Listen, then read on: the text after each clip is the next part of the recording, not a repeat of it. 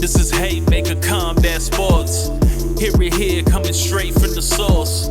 Only with the real, they ain't here to dress it up. Sweet science, MMA, you can get it all from us. Trust, 5 stars cause it's live. And through the fight game, we can guide ya. Slick talking, putting them in caution. Passing all the guards cause the audio is awesome. What you waiting for? Spread the word, tell a friend. This the podcast where all of the discussion ends. When they start going strike for strike, this the show that'll tell you what you seen in the fight. They ain't playing on the mic, this a welcome to the show. Warm it up for the squad, Haymaker of the bros. I'm a bow wow, you can hear from the pros. It's Haymaker Combat Sports, time to roll. Welcome back to Haymaker Combat Sports. I'm your host, EJ Reed, joined by my fellow host, Steve Johnson. No Admire with us today. He'll be back for the UFC 294 preview and recap shows. Steve, how you doing? Pretty good. How about yourself? Man, I can't complain.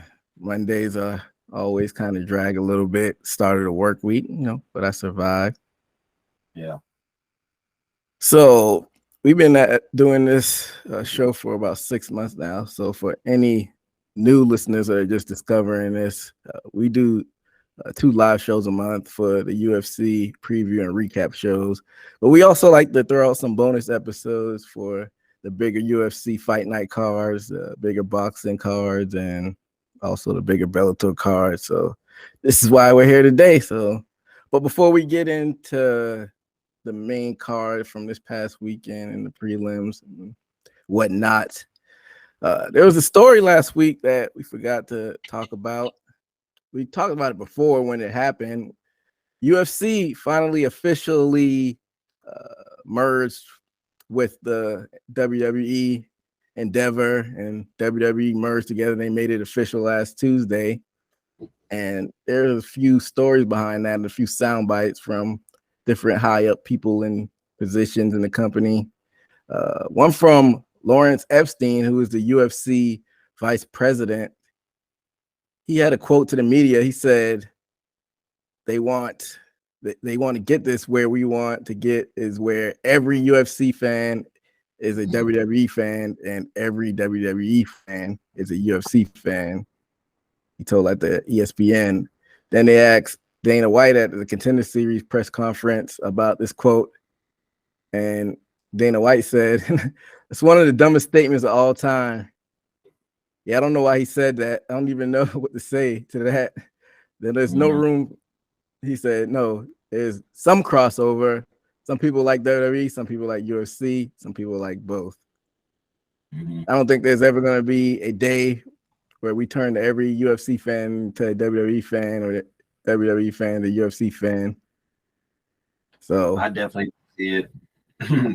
Yeah, I was going to ask, with that quote, who do you side more with, Epstein or White, when it comes to that? Well, I think Dana White, he's realistic when he says that. Not, crapping off of WWE or professional wrestling, but I haven't watched it since I was a child. And I can understand how some people would be interested today, but you won't see me watching WWE anytime soon. And I think his statement was very realistic.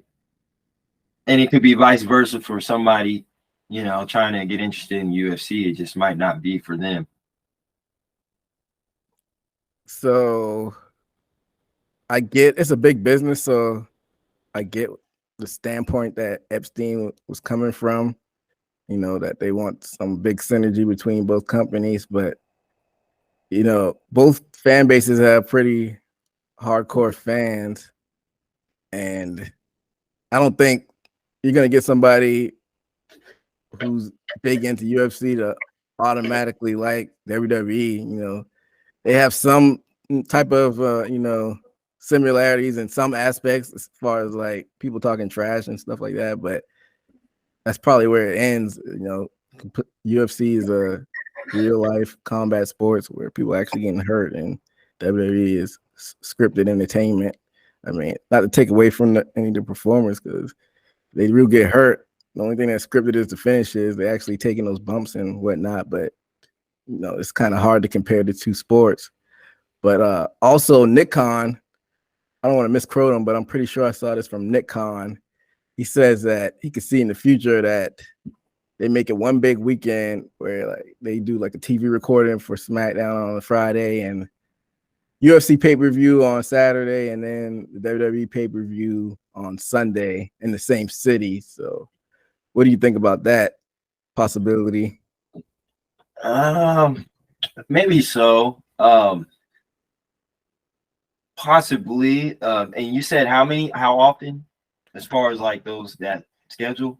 I think he was just throwing it out there that they could do a super weekend, one weekend, maybe around the Super Bowl or one of the bigger cards. And I think maybe a WrestleMania or one of the bigger UFC cards. It's nothing written in stone. Yeah, definitely. If they do it within, you think they would might possibly within the same city? Have they ever done that? Well, not that I could think of. Maybe by accident, but not that I could think of. Yeah, but definitely to keep eyes on, I guess, whichever ones people looks after. Maybe one is for a warm up, watching UFC before or Super Bowl for the fight or whatever. I mean, I think it's a both go. I don't think they are too interlinked to getting in between each other's money as far as the industry. Yeah, I know they got smart guys in the room, so if it makes dollars, it makes sense. So I can see them maybe trying to do one big weekend where all the fans are in one place. But I'm fine with that as long as it's not too much crossover on the screen. I think they should keep the ND separate, like we talked about when they first announced this a few months ago in the show. They should probably keep the on-screen stuff separate. You don't want it to become too big of a circus, but I wouldn't mind if they did like one big weekend. If I were a fan, I probably wouldn't go to all of it because they're going to charge an arm and a leg for to attend all that stuff. But I get from the standpoint they're trying to have some synergy between the two companies now that it's all under one big umbrella. But we'll keep our eye on how this shakes out now that they're officially in bed together as a company. So now let's get into this actual card this weekend. UFC. Oh, excuse me. I should say Noche UFC took place this past weekend at T-Mobile Arena in Las Vegas, Nevada. Before we actually get into the card, what do you think about this whole branding of Noche UFC that they did? I don't think they've ever did anything like this in the past because as far as marketing to minorities, UFC hasn't done really the best job of that in the past. So how do you think, or not what do you think, but how do you think that they pulled it off actually marketing UFC Noche or Noche UFC this weekend? Did you like how they marketed it towards like the Mexican fans?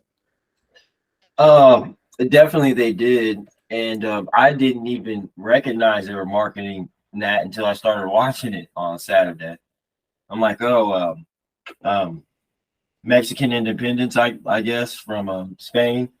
So that came and that surprised me. I didn't know they were theming that for that fight card.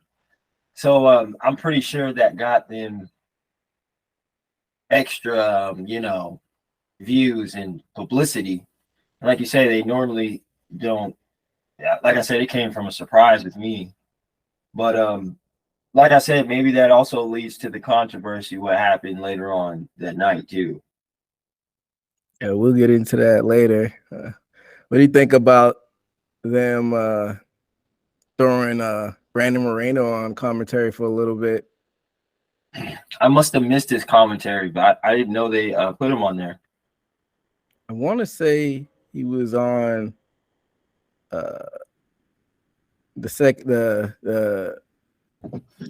Zella Huber fight and then the Rosas Jr. fight. I might be mistaken, but pretty sure he was on those two cards.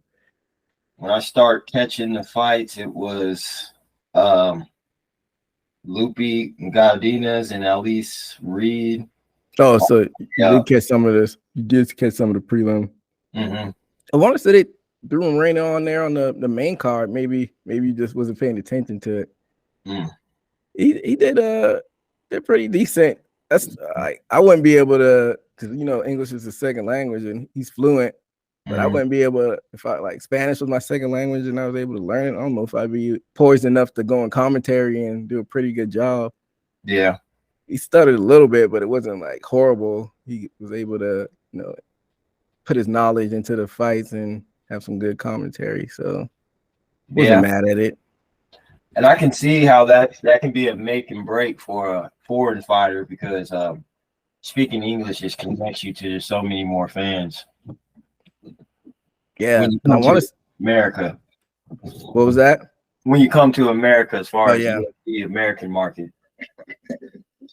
Yeah, and I think they also had him on the Spanish commentary desk as well. So, it's another feather in his cap to put that on his resume. Maybe set himself up to do something once he's done fighting.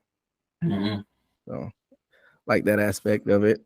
Mm-hmm. But let's get into his actual card. Go through the prelim results. We had Josephine Lindgren Knoston defeating Marnik Mann by decision. We had Charlie Campbell defeating Alex Reyes by TKO. Tracy Cortez defeating Jasmine Yazdavicius by decision. Edgar Charez defeating Daniel Lacerda by no contest, and we'll talk about that one in a little bit. Romy Kopolov defeating Josh Freeman by KO, and Lupita Godinez defeating Elise Reed by submission. You said you only saw one of these fights? The Lupe Godinez and Elise Reed. And everything behind I checked up after, so I can at least get some feedback, at least from Tisha Torres. I hear about her win, but everything up, I pretty sure I know what went down in that fight. How good they fight. You mean Tracy Cortez? Yeah. So let's talk about the fight you actually did see.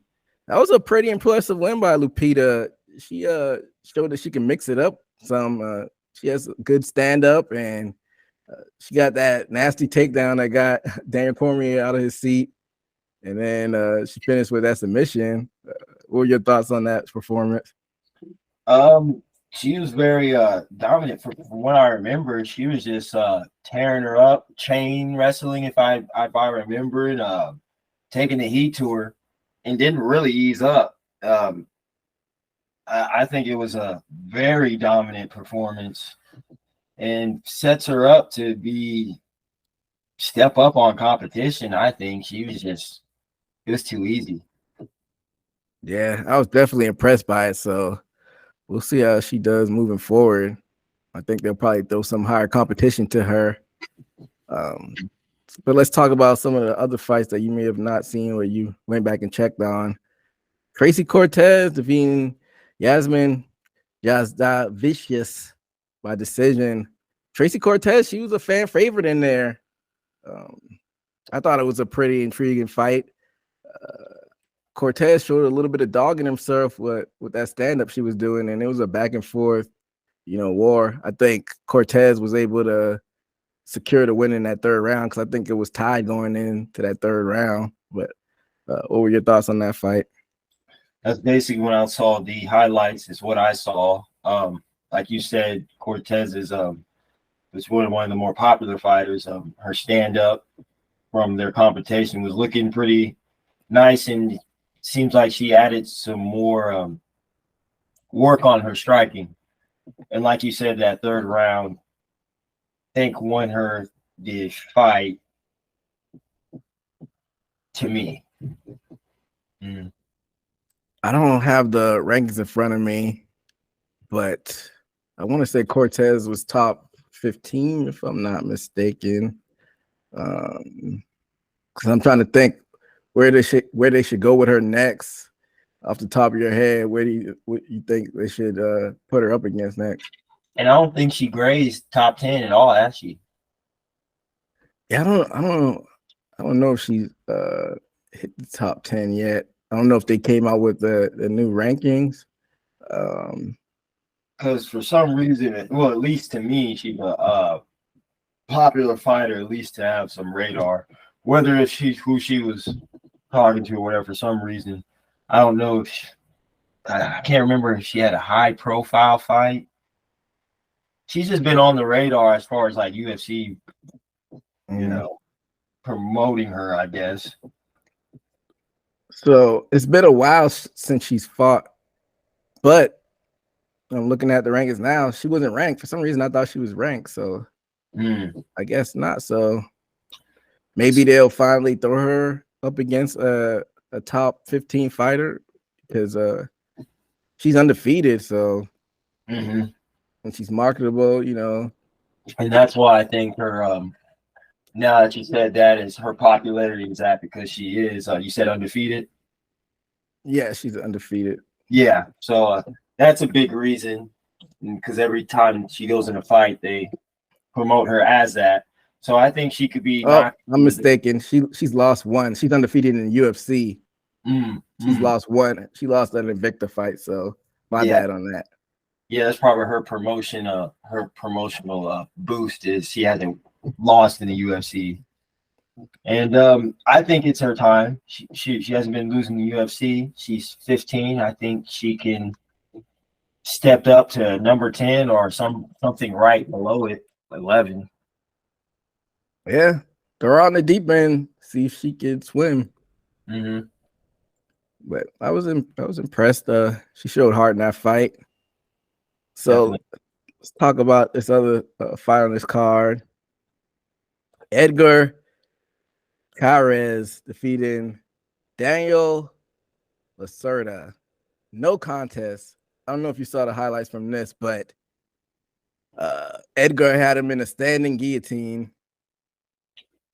Or I might be mixing the fighters up because I'm just looking at the results. But they originally called it a win. He had him in a standing guillotine, kind of like John Jones, and the fighter's arm dropped, and the ref called it off. And as soon as his arm dropped, he popped right back up like it was nothing. And our guy Daniel Cormier was making a big hoop about it, and also Dominic Cruz was making a big hoop about it just because they were like, the referee needs to learn grappling. He was not out. Yeah. I don't know if you went back and saw it. His arm did drop, and he wasn't giving a thumbs up. But they were like, you shouldn't have to give a thumbs up if you knew what grappling was. That you should know he was in danger. It's almost like a Lawler Ben Askren situation. A little bit, but a little bit worse than that because his arm. If you looked at the replay, his arm did like drop limp. I don't know if you saw. Did you see the replay of that? No, I saw the still shots. I didn't get to see the arm go limp. What were your thoughts about the controversy in this one? I saw, like I said, I was hearing the commentary. I heard Cormier going off, and then it seems like Dominic Cruz, when he goes off, he goes at what's going on. But it seems like he has to put 2 cents in his situation. And it seemed like he threw in his incident about the ref calling it early. And I'm like, man, you pretty much got and I forgot which fight that was he was in, where he felt like the ref called it off early. I'm like, Dominic Cruz, be quiet, man. You just said that. This validates everything Cormier, and everything was good until he said that. He's trying to put his 2-piece why he shouldn't have got his fight called off, Yeah, I think that's crazy. And you're starting to see a lot of patterns of which referees are ignorant and don't. I believe these referees got to be going to jiu-jitsu class, or else, there's no other reason why they shouldn't be not knowing or giving somebody time to even figure out, wiggle the arm or something. You just can't. You got to figure it out first. Yeah, kind of torn on it. Because, like I said, if you go back and watch it, it kind of looked like when John Jones had Lyoto Machida in that standing guillotine, and you saw Machida's hand go limp, and then as soon as John Jones let go, his body felt like a sack of potatoes. So yeah, I don't know. I would agree. Like you said, a lot of times the referees are incompetent, but this one was iffy because his arm like literally just dropped. Yeah. It wasn't like Robbie Lawler was a little iffy when his arm did drop a little bit, but it was a little bit different. Yeah, I think even Robbie Lawler fell out, but if you said it was worse than the Robbie Lawler one, I mean, I would agree. He was out. I mean, you can't a referee if he sees a person's arms going limp, I mean, that's his job. If he doesn't stop, start getting breath, is not could just be a air choke. It can be a blood choke, and then when somebody goes limp, you can just torque their neck, and they're not even flexing. And I guess what refs are scared about, and so I can see if his arm went limp and the ref saw it. I mean, that's his job. And even if you were playing to release some stress off your neck by not stiffening up, I mean, you just don't play around like that, or else you're going to trick the ref. Also, Dominic Cruz was arguing that, and I kind of agree with him on this one, that his arm went limp because when you're in those holes, you need to relax and not panic. But that's sending mixed signals to the referee. Like, he doesn't know if you're just relaxing or if you're out. So right, I can see both sides, and like I said, people need to know the context of sparring. You can get away with keeping your arm limp, and somebody's reffing you at the gym is regularly seeing you if you can hold your breath and get that blood circulating through those chokes. This random referee don't know you, and you let that arm go limp, he's gonna think you're out. So I think Dominic Cruz doesn't know how to choose context sometimes to explain that. Yeah, I definitely think that he was being a little dramatic because the job of the referee is to make sure nobody dies in a cage. Yeah. The only thing I could think of, though, is maybe would have prevented this is maybe if the ref would have kind of checked his arm maybe multiple times. Yeah. But it's like you got to do that in a split of a second to check on somebody to stop the fight. You got to be fast on your feet. Or maybe he could have checked the other arm. That's the only thing I could think of. Yeah. But, go seconds and seconds without air, to the brain. That could be permanent brain damage. So I'm not a referee, so, but I don't know. I feel like it was a little dramatic to say the referee needs to go to jiu-jitsu class. Definitely. I mean, maybe they could like have referee seminars that teach them what to look for, maybe, but sending them just to straight up jiu-jitsu class, that's a little bit much. Yeah. I don't know. I would hate to be in that position as a referee, but they called it a no contest, so maybe they'll reschedule that fight for those guys to do. And a lot of people don't get that. He got lucky. Was that? I said a lot of fighters don't get that. He got lucky. Yeah, exactly. Sometimes they usually just stand on the decision a lot of the time. Another fight before we get into the main card, Romy Kopylov defeating Josh Freed by KO to the body. Did you see the highlights from this? Yeah, I did. I saw the shot to where he hit him, pieced him up, and then shot to the body. I think it was a straight to the body, was it? Yeah. If I'm not mistaken, and dropped him. They people are saying, and I think is he may be up to par to competition because he's got looking like his striking is looking good. And if I'm not mistaken with him, either one or three losses his first 1 or 3 losses his first in the UFC. And Krylov. Populov. Yeah. If I'm not mistaken, he either lost his first one or first 3, and to improve from that, he's turned it around with his striking. So Populov, he had a 2-fight losing streak. That's what it is. Back in 2019, and then he had almost like a 2-year layoff, with and then he had another loss. So maybe he was shaking off the cage rust, but now he's reeled off 4 straight wins. So he's on the rise. So we've been on the lookout. And it actually is one more fight I wanted to talk about before we go on the main card. I don't know if you saw the highlights from this. Charlie Campbell defeating Alex Reyes by TKO. You know who Alex Reyes is? Let me guess. Dominic Reyes' brother? Exactly. He's out there like his brother getting knocked out, and it was nasty. I think he threw a uppercut combination and maybe dropped him with a right, I want to say. It was pretty nasty. What's up with these Reyes brothers that keep getting knocked out? Like I said, if I would have knew that, I'd be some reason I don't like Dominic Reyes. You can tell his ego. Not only after the John Jones fight, it showed, his career after what he thought he was after he fought John Jones. For some reason, even with the panel that they did, like, he didn't show any humbleness. Everybody was like, yeah, John got me. And he was still pushing back on his loss when they did that panel around John's last fight with all the people that he beat. Yeah, like you said, he's not really a likable guy. And I think that some of that energy rubbed off on his set his brother up.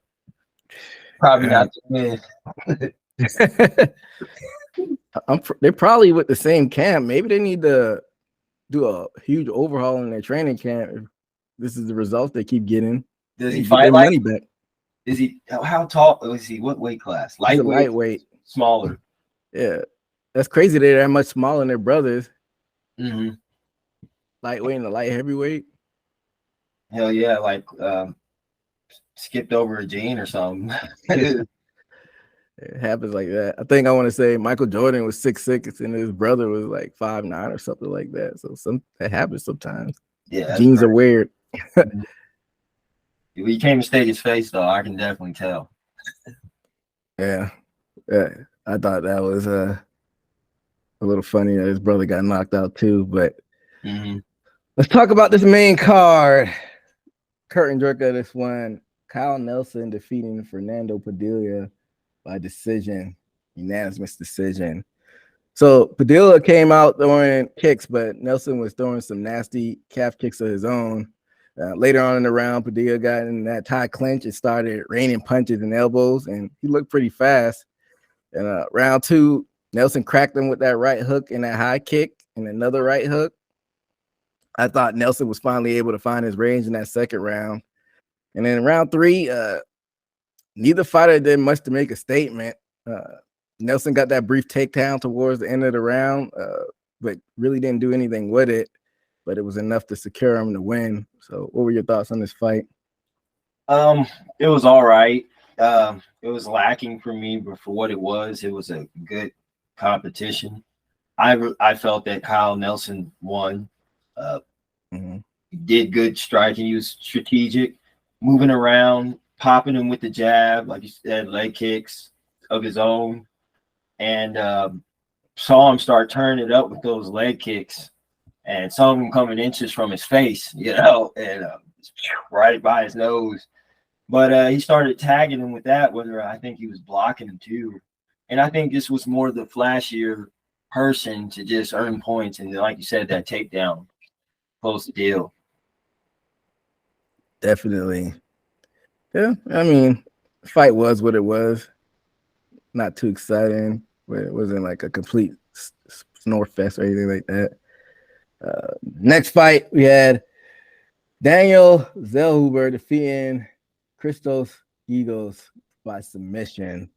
And for round 1, Gigos cracked Zellhuber early with that left overhand, but Zellhuber was able to recover and not a whole lot for the rest of the round, but Giagos did enough to win that round.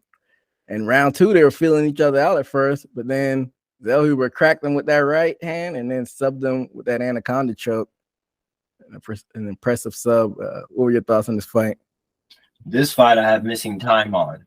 I can't even remember where I was at this fight, but I remember every single one after this. So yeah, I didn't get to see this one or even the highlights. Yeah, I mean, Zellhuber, he did what he needed to do, especially after losing that first round. Got him out of there with that anaconda choke. So that division is stacked. So I'll keep my eye out to see what he does in the future. But that's a big look that he was on the main card. But that'll take us to a fight that I had a lot of eyes on it. Rosas Jr. defeated Terrence Mitchell TKO first round. Rosas is coming off a loss, so this was a big fight for him. And round 1, both guys came out aggressive. Like, these kids were trying to take each other's heads off. Yeah. Rosas dropped him with that huge left hook.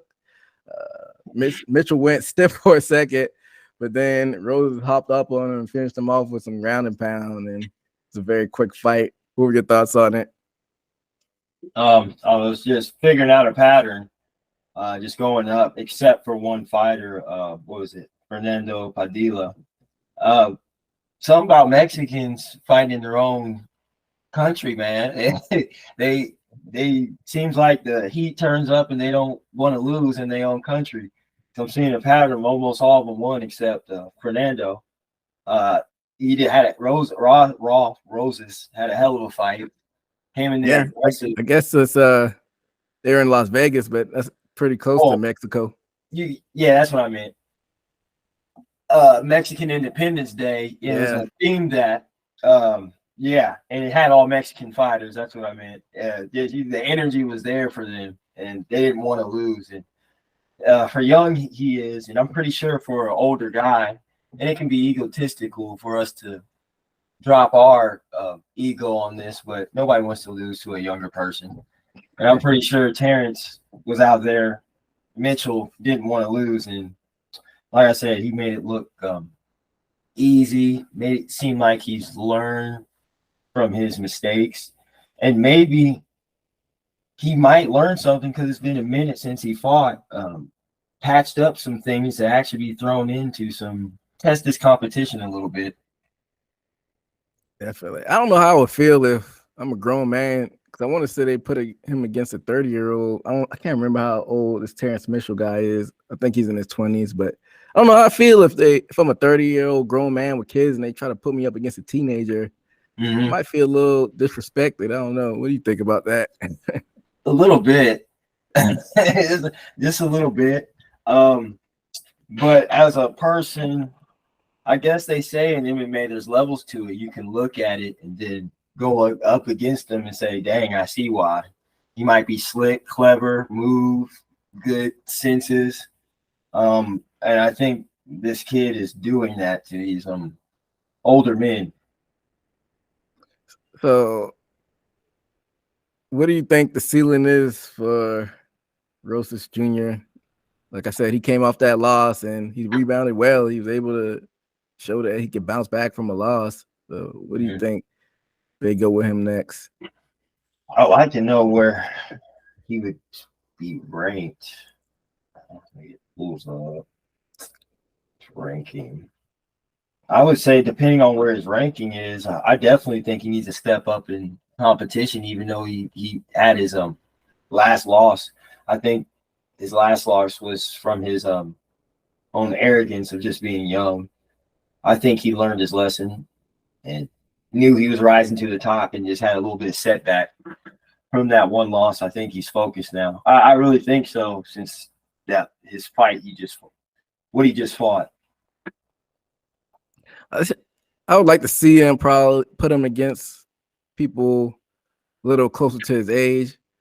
I mean, but you sign your name on that UFC contract. You're grown enough to get in that cage. You're grown enough to get your ass whipped.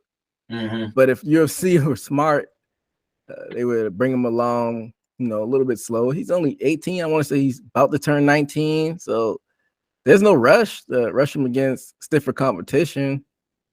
Yeah. If John Jones didn't have that Matt Hamill incident, how many think that he would have fights he got or would have had taken if he didn't do that? With that DQ with Matt Hamill? Yeah, because he's got a few fights before that. Mm-hmm. And I wonder if they were going to give him. So I'm basically trying to compare what would be a good time for a young person to get that title shot. Because I know John Jones, it took a little bit more because of that disqualification. You think they kind of slow tracked him after that? Maybe so. I think so. I mean, it was a disqualification, or that's what I'm trying to see. Like, how many fights did he have after that, or did it set him back?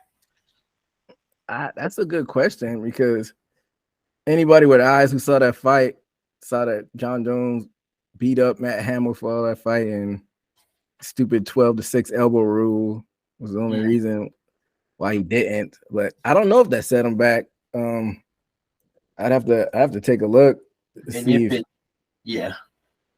if I'm sure. I don't know, man. That's a hard question to answer, because who knows if they would have still gave him the same opponents, even if it would have been a win. Right. Like, visually, it looked like he beat him. I don't know if they penalized him at the time of it, or if they didn't. There's no way to tell unless you go back and, I guess, ask Dana White, did this kind of slow track John Jones on his ascent to the top? And I think he was on his good side at that time, to where he probably put him right on track to not miss any time because of that. So after the Hamill fight, he got put against Brandon Vera in a main event of one of those UFC live that when they used to be on Versus. So I don't think they really penalized him for that. Yeah.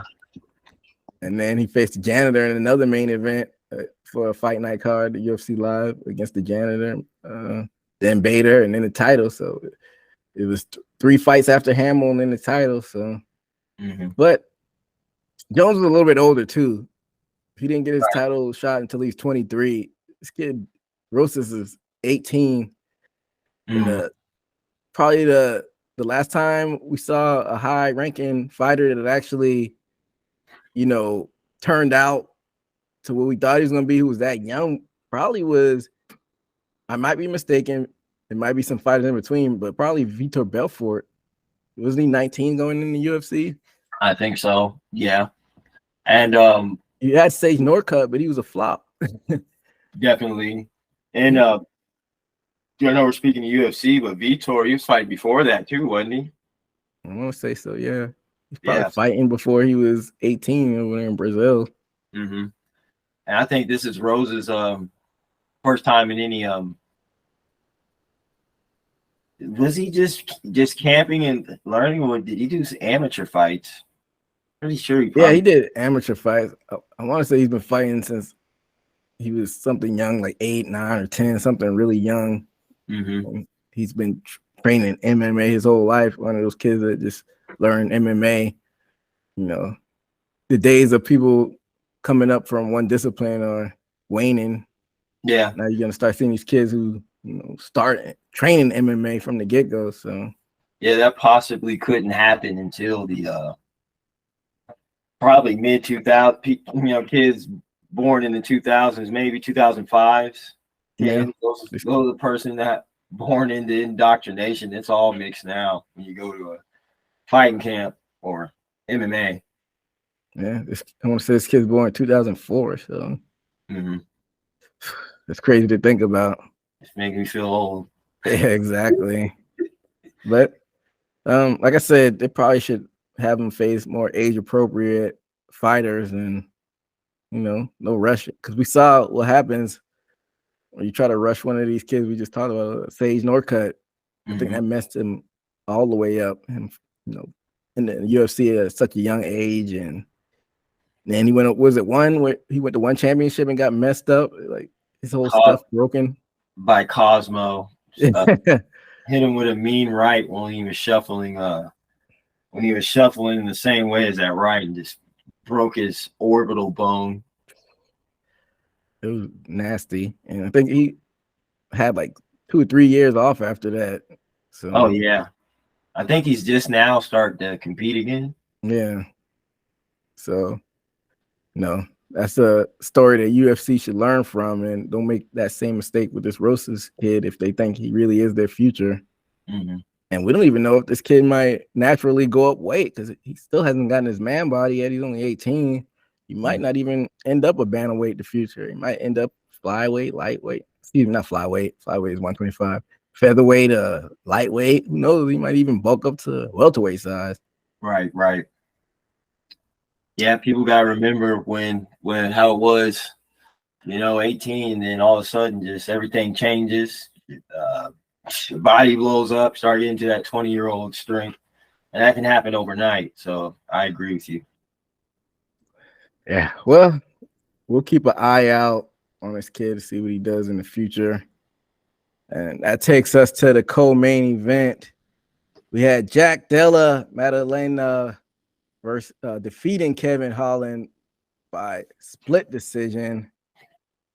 So round one, both fighters started the round going low with the low kicks, and Jack ended up going to the body. You could tell both fighters were trying to figure things out in that first round. There was not a whole lot of action. Same with the round two, not a whole lot of action at first. And Jack was able to land a nice combo towards the end of the round that probably won it for him. And then in round three, Jack caught him with that big right hand, and he was the more forward-pressing fighter, even though neither of the fighters were in real danger. So what were your thoughts on this fight? Disappointed. I guess you can do nothing but, be happy for Jack Della Maddalena. He did what he had to do and did it well. Kevin Holland, who I was rooting for, very upset. I feel like, damn, how many fights you had to either fix your striking to make it precise or use your wrestling. You got these. I'm pretty sure he's doing jiu-jitsu and learning it. I don't know if he wasn't confident in his takedown just to mix things up, to open things up. Mm. I don't mind people fighting one linear like Jack Della Maddalena. It was working for him. But I can't stand people who are trying to be one dynamic in a fight and it's not working and you're not trying to mix it up, because that's what you have to do if you're seeing everything coming. And I don't understand fighters. They understand urgency. Maybe it's different because we're watching through the TV. Mm-hmm. It was upsetting, and it seems like certain fighters can be present in that ring and know what they got to do to win. Like it's almost like you have to be on a whole nother level in their mind in there to know these things. And it seems like Kevin Holland isn't one of those. Yeah, like you said, it should have been more urgency on both of the fighters. And but as far as Kevin Holland goes, you think he should probably slow down and pick and choose fights more wisely? Because I feel like he fights too often. He just goes in there and, I mean, he's like the people's champion. He'll fight anybody, and that endears him to the fans. But then he has fights like this where he loses. So you think he should be more choosy from the fights that he picks? And the more fights he does like this, is the more he's gonna have to take that role like a Diaz. Be the people's champ, knowing you're gonna come through, but people don't know if you're gonna win or not. So you ain't good on betting on. You might knock somebody out. You might piss us off. That's how I'm feeling as a Kevin Holland fan. I think he needs to change his style or actually see what he needs to intensify in his game, because it's just was it Ponzinibbio? Mm-hmm. He looked good in that, but then you fought somebody, I would say, who's not as big as a Ponzinibbio, and he pieced him up. So I mean, I don't know. Yeah. Kevin Holland definitely needs to go back to the drawing board and, figure out, what the next step for him to do, because he's also floating back between welterweight and middleweight, and can't pick a division. But as far as Jack Della Maddalena, what do you think is next for him? Because he came in a fight. He's got a lot of hype behind him. And I'm sure they're going to flip-flop rankings because he was 14 and Holland was 13. So I'm sure they'll flip-flop ranking. But what do you want to see for him next? Because this is the highest ranking fighter he's ever beaten. So what do you want to see him go next? Well, since he beat Kevin Holland, and since Kevin Holland giving him the respect, he has fought greats, Jacare and although he's not on the winning side lately, he has fought good people and stayed in there with them. I'd say Maddalena should get top 10. Yeah. I'd say number 10. I wouldn't be mad at that. Number 10 is Vicente Luque. That, that seems about, that would be a good fight to see, I can imagine. I could maybe Vicente would engage grappling, I would see, but maybe that's what Maddalena needs to be tested to see if he's about that top 10. Yeah, that's definitely a stiff test. They want to see if this kid is the real deal, so I wouldn't be mad at that. And what do you think about this quote from Holland, who he wants to face next, tying it with our story we talked about earlier with the WWE crossover? Kevin Holland says he wants to do a hair versus hair match versus Neil Magny after this loss. What do you think about that? He said a what? He wants to do a hair versus hair match. Like, what does he mean by hair versus hair? Against Neil Magny. Loser of the match has to cut their hair. Oh. Like in pro wrestling. You know what? Kevin Holland might be a genius. I mean, who thinks shit? Yeah, I can see him do that. And if both fighters would agree, that I think that's something fans would not only like to see, but would see would be honorable. That somebody kept their word to, because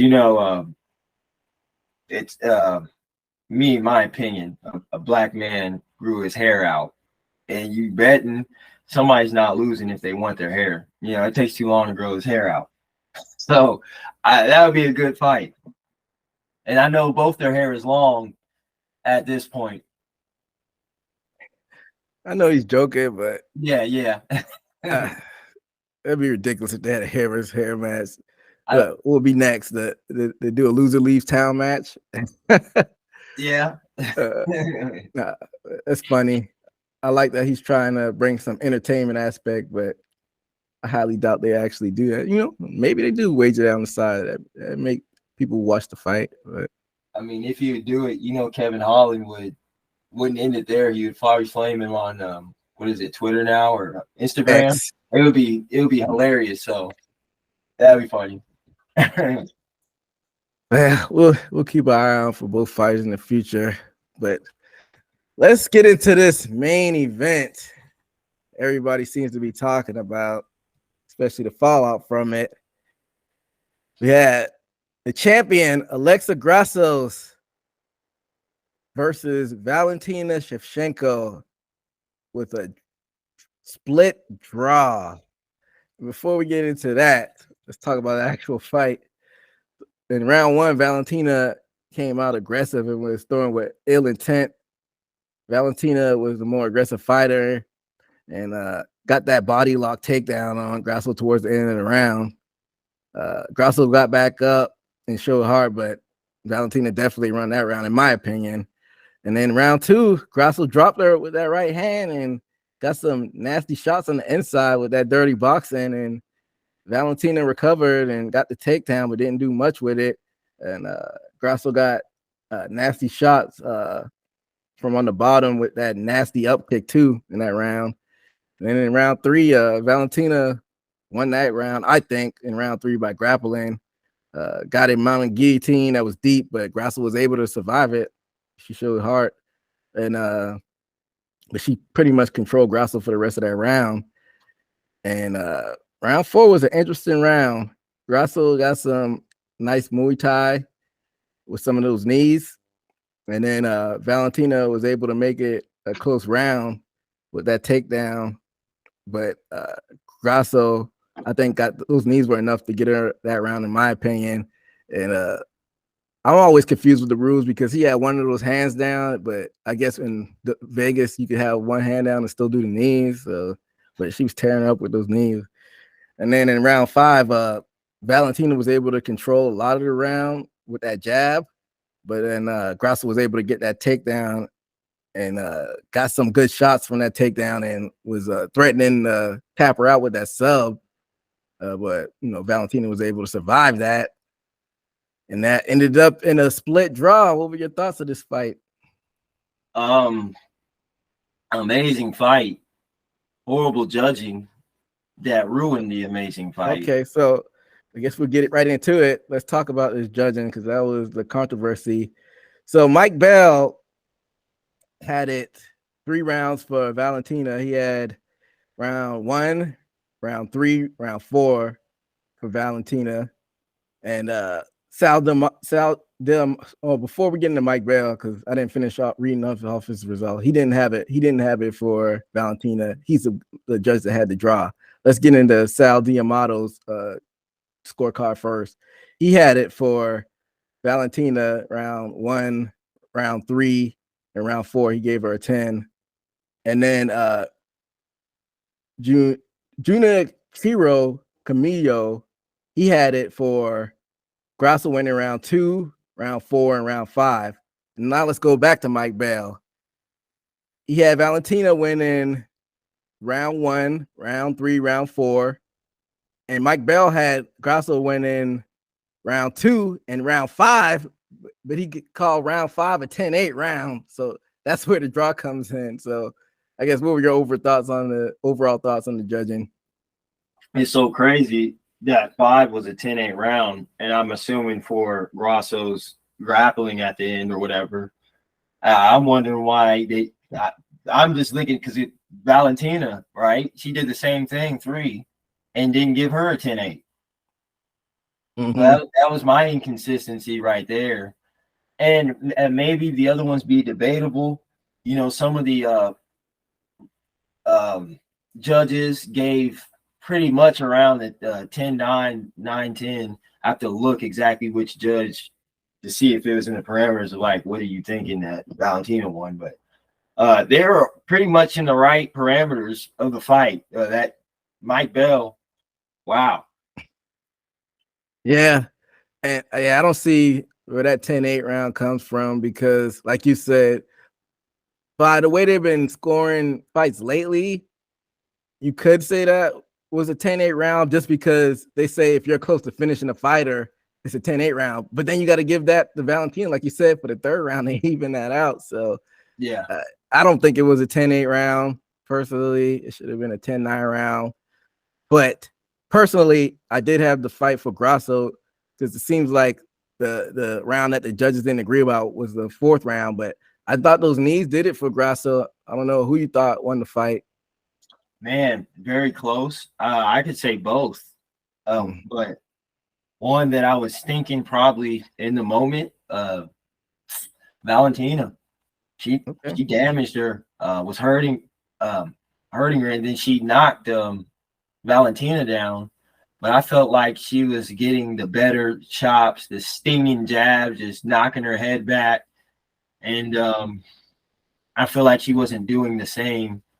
And if anything, maybe Grosso, she had a little bit more grappling moments, I think, but that's where it gets close, man. I think they did a lot of evening out on both sides' strengths. If you ask me, Grosso knocked her down, but as far as me going off of it, I would say Valentina. So it's not really a lot of dispute with the first 2 rounds and the 3rd and the 5th round. Where the judges, and it seems like we disagree on the 4th round, is the 4th round.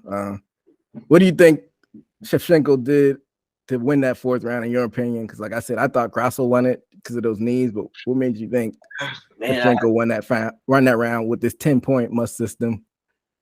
Yeah, I have to, almost rewatch that round. Yeah. Man, I have to rewatch that round, but I do remember her getting kneed. And I was like, oh, is that legal? What's going on? And then that's why that rule is so much an iffy, because even us as UFC fans, we don't even know which. I mean, even if it is a rule, is the referee going to act on it in the ring? And I was confused at that moment, but I can say that was a significant moment in the fight. Other than what I can remember, what was the fourth round? What was Shevchenko was doing? But I definitely have to rewatch it. So maybe going off prior rules, you might be right. Shevchenko might be the winner because they do cumulative damage. They don't do the 10-point must system, and they just do the fight judging on, as the fight goes and the damage. But under these UFC rules, that's why I had Grasso, edging her out because of those knees in the fourth round. So maybe if you go back and rewatch that fourth round, maybe you'll have a different opinion on it if you get a chance to. Definitely, I will. So, like I said, there's a lot of controversy with this outcome. What do you think happens next? You think automatic rematch, or you think they should go their separate ways and come back later?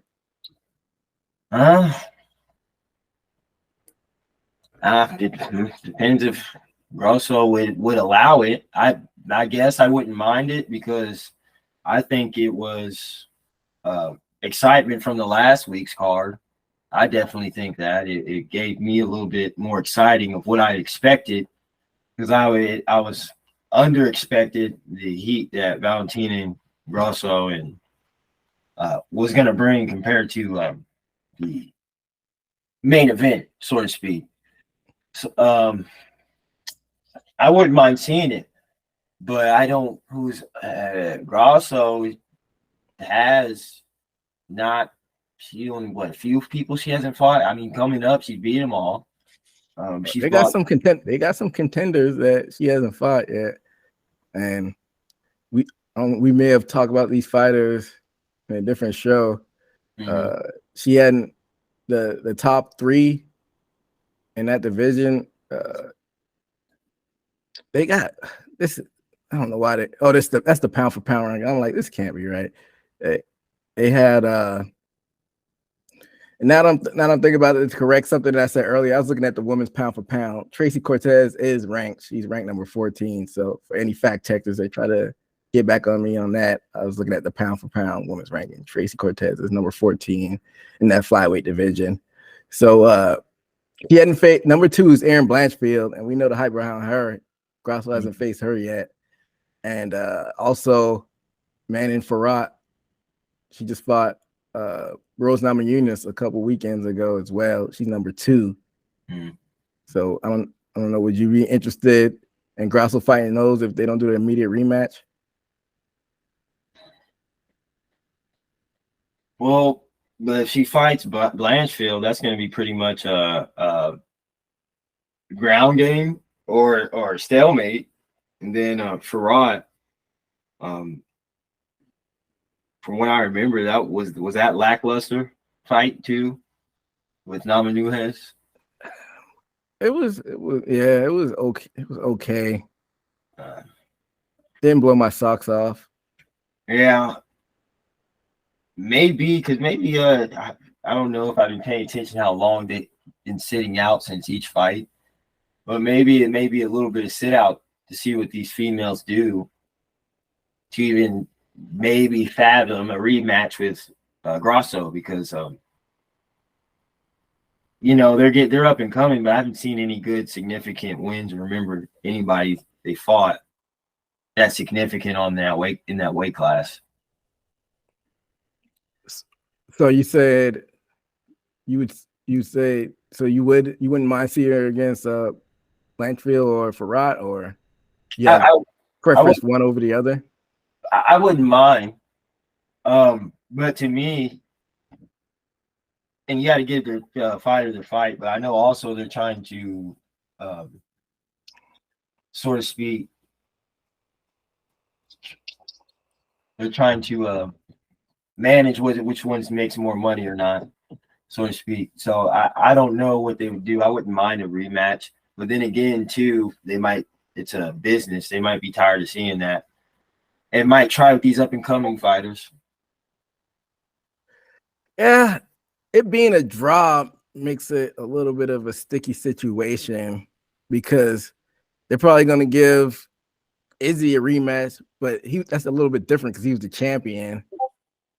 But even though that's a little bit sticky in itself because he just won it back and now he just lost it. But I wouldn't be too mad at him getting a rematch with Strickland. With this one is a little bit different though because Shevchenko came into the fight to challenge her, even though she was a long range champion. This is not a loss, but she didn't win the belt, and she just lost before that. So I don't know, man. I think I might want to see them face somebody fresh before they run this back, and not run it back immediately. Maybe have Grasso face Blanchfield and throw Blanchfield in the deep waters to see if she's the real deal, and then maybe have Shevchenko face Manon Farad. It's a number one contender fight. Maybe have that on the same card too. Yeah, I would definitely agree with that because I was just saying earlier, like 2 times. They might be tired of it. Like you said, it came into a draw, which is a fair, shot at the title. And the draw is not a title taker. The champion keeps the belt. So, and then for them to be so close and almost in the same way as the first one, I mean, it's interesting, but I think people seen it. Definitely. Well, they got options, so we'll see what they do in the future. But that takes us to the end of the card. Noche UFC, a pretty entertaining card. You got anything on your mind before we get on out of here? Nothing too much. Excited for what's coming up, which is the next one. I think Paula Costa, Abu Dhabi, Viziv, but Paula. Oh yeah, they do have a fight. They do have a fight night in between at the Apex. But as far as pay-per-views, it's gonna be in Abu Dhabi. We got a little while before that. It's gonna be towards the end of October. But that sucks because that's gonna be in the daytime. Yeah, it is. Those daytime cars are always a little wonky. But as far as the fight night cars goes, like you said, we got Fiziev versus Gamrot in the Apex. And that should be interesting because you also got Bryce Mitchell and Dan Ige in the co-main event. And you got the Karate Hottie, so that's a pretty interesting card for an Apex fight night. Yeah. And also after that, you got Dawson versus Green, Grant Dawson versus Bobby Green. That's another Apex fight. I got a lot of Apex fights coming up. Also got Alex Morono and Joaquin Buckley on that. So that's a fight you put on if you have absolutely nothing to do that weekend and you just want to sit down and watch some fights. And then before 294, you got Sadiq Yusuf versus Edson Barbosa. Oh yeah. Yeah. I want to see that one. Edson Barbosa, it's been a little while since he fought, hasn't it? Yeah, it has.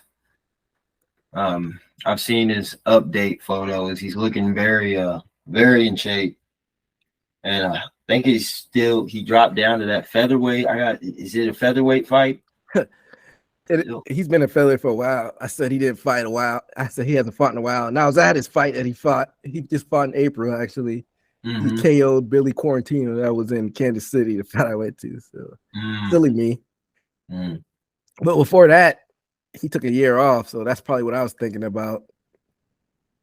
It was a year between his last 2 fights. So he's always an interesting fighter. Like you said, he's at that featherweight division. And so they got some fights in between now and the UFC 294 for us to look at. But that'll bring us to the end of the show. Next time, like I said, we'll be here for the preview and review show. But before that, we'll probably be here to recap boxing match between Canelo Alvarez and Jermell Charlo. So be on the lookout for that on all of our social media platforms. But that'll do it for us at Haymaker Combat Sports. And until next time, be safe out there. Peace.